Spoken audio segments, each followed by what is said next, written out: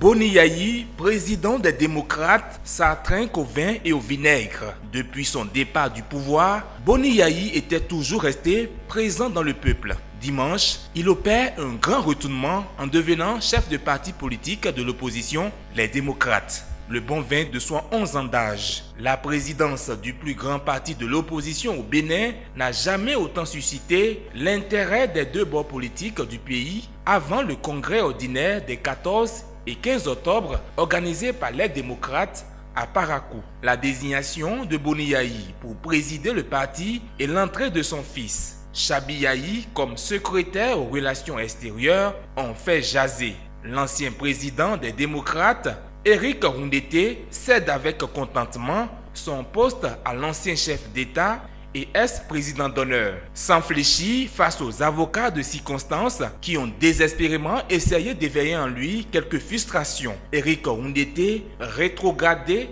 au poste de vice-président des démocrates, a clairement signifié sur Radio France Internationale qu'il s'agit d'un reclassement pour se nourrir de l'expérience de l'homme afin d'aller à l'assaut du pouvoir. Le désormais numéro 2 des démocrates voit donc d'un très bon œil le fait que l'ancien président de la République, qui a dirigé le pays pendant une décennie, prenne la tête du parti. Son avis n'est cependant pas partagé par tout le monde et sans surprise, les premières attaques prennent corps. La coupe de vinaigre qui gâche le festin. Une chose était assez claire dimanche dernier. Éric Roundété n'aura pas à dépenser le moindre frais d'honoraires pour les services d'un avocat, ni même un copec pour sa sécurité privée. Des défenseurs bénévoles, il en a vu de toutes les couleurs et de tous les bords quand il s'agit de le reléguer au poste de vice-président. Ses soutiens voulant vaille que vaille le maintenir à la tête du parti ont poussé les discussions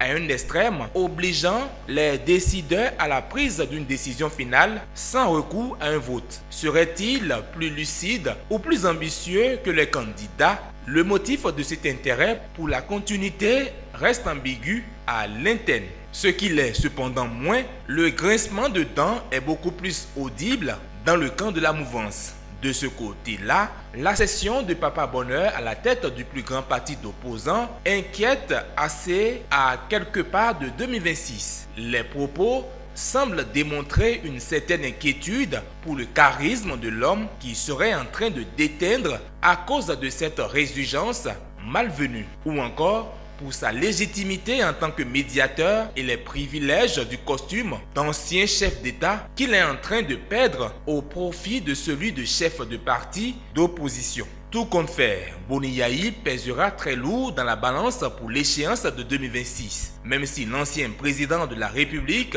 et son successeur ont définitivement épuiser le nombre de mandats que la Constitution leur permet de faire à la tête du pays. La prochaine présidentielle leur permettra de se mesurer par candidat interposé sur l'échiquier politique.